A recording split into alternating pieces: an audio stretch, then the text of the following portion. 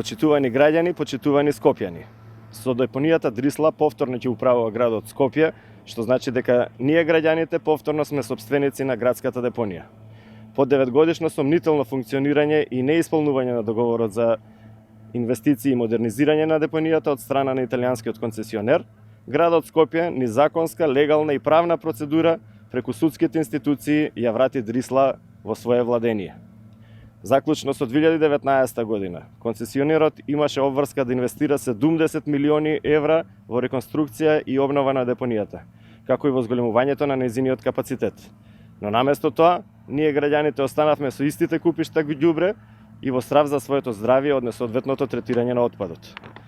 Договорот за концесија, подпишан од градоначалникот од ВМРО ДПМН Коце Трајановски, предвидувал постројка за индустријски и медицински отпад, постројка за селекција на отпад, нова механизација и опрема за зголемување на продуктивноста, гасна централа и прочистителна станица за третирање на отпадните води.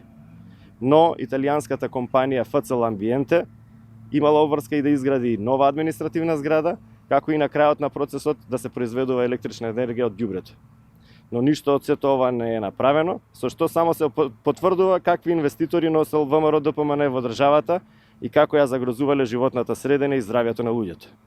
Прво избрале компанија во крајно сомнителен тендер, а потоа му дозволиле на концесионерот сам да ја води играта без да следат и да реагираат на фирмата од Италија, која што ништо не спомнува од ветеното.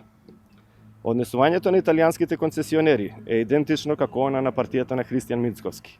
Само се врзуваат, ветуваат и на крајот ништо не испорачуваат, а при тоа најголеми жртви се граѓаните и нивното здравје. Овој пример е потврда за нестручното и аматерско однесување на функционерите на ВМРО ДПМН. Ваквото нивно незнаење ни однесе во неповрат 9 години, период во кој Дрисла требаше да прерасне во современа и технолошки опремена депонија.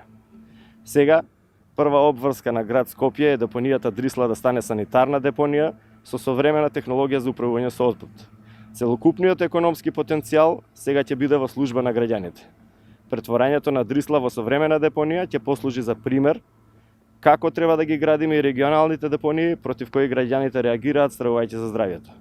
Сега ќе покажеме како може да се обработува отпадот еколошки исправно и како може да се користи за производство на енергија, како што тоа го прават земјите од модерниот свет.